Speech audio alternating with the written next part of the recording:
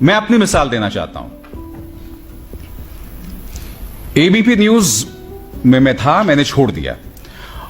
और छोड़ने की वजह क्या थी कि एक दिन मैं एंकरिंग कर रहा था और सुल्तानपुर में एक रेस्टोरेंट मालिक पर गोली मार दी जाती है। 2 दिन पहले प्रधानमंत्री नरेंद्र मोदी लखनऊ में थे और उन्होंने कहा कि आप आइए उत्तर प्रदेश में निवेश कीजिए क्योंकि यहां लॉ एंड ऑर्डर सुधर चुका है। अब मैंने सिर्फ इतना कहा कि प्रधानमंत्री 2 दिन पहले आश्वासन दे रहे थे और आज क्या हो गया, इसके अलावा मैंने कुछ नहीं कहा। उसके चलते मुझे 15 दिन की छुट्टी पर भेज दिया गया।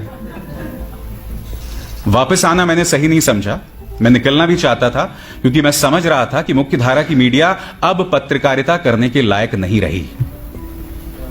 मगर मैंने छोड़ दिया दोस्तों। और उसके बाद क्या होता है, एक दिन अचानक मेरा ड्राइवर कहता है, सर ये जो पीछे आप गाड़ी देख रहे हैं ना, इसे मैं आज चौथी बार देख रहा हूं अपने पीछे।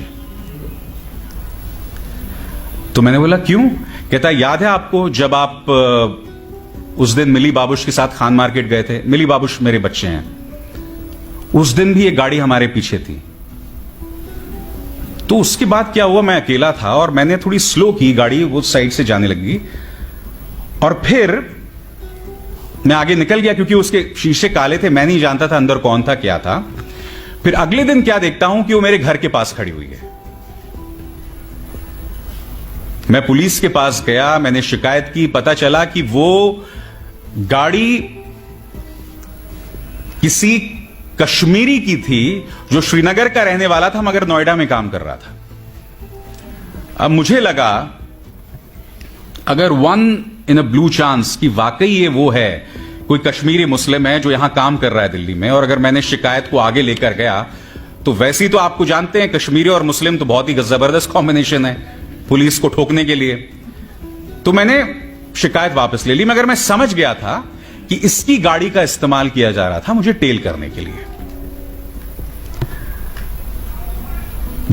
अभी जिस चीज का जिक्र पन्नू जी ने कहा, the process is the punishment.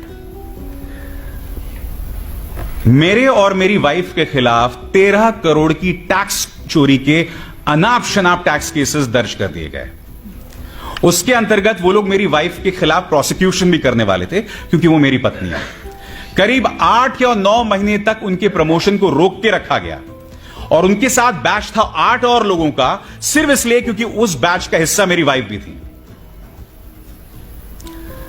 और मुझे याद है जब ये तमाम चीजें होती थी तो आपके अपने ही जो कुछ और पत्रकार मित्र होते थे वो उसको लेके मजे लिया करते थे और कुछ लोग कहते थे अरे कोई बात नहीं यार, अगर तुम सच्चे हो तो डरने की क्या बात है।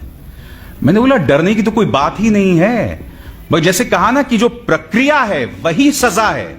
The process this is the punishment.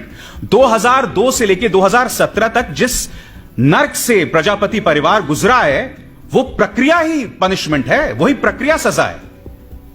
2017 से पहले यह वो शख्स था जिसके सामने इस राज्य के गृह मंत्री जो है नतमस्तक होते थे।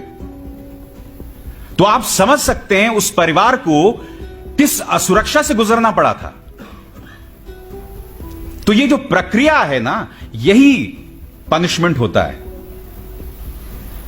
और आज लोग आसानी से कह देते हैं चलिए कोर्ट केसेस हो गए, कोई बात नहीं है, आप जीत जाओगे यार अगर आप सच्चे हो। मगर आप समझते नहीं हो वो जितने भी दिन चलता है, आप जिस टॉर्चर से गुजरते हैं आप तो अंदाजा लगा ही सकते हैं उसका। मगर लोग जिस टॉर्चर से गुजरते हैं आप समझ नहीं सकते हैं वो कितनी बढ़िया सुरक्षा है। मगर मैं यही कहूंगा आप लोगों से कि समर्थन दीजिए हमारे उन पत्रकारों का जो इन छोटे छोटे इलाकों पर काम कर रहे हैं। मैं जानता हूं कुछ ऐसे लोग हैं जो इस पेशे को बदनाम भी करते हैं। कुछ लोगों पर आरोप लगाया जाता है कि भाई जो लोकल पॉलिटिशियंस के वो लोग फिक्सर बने रहते हैं, मगर नहीं। फिर पवन जायसवाल जैसे पत्रकार भी हैं, एक मिसाल हैं छत्रपति जी जैसे भी।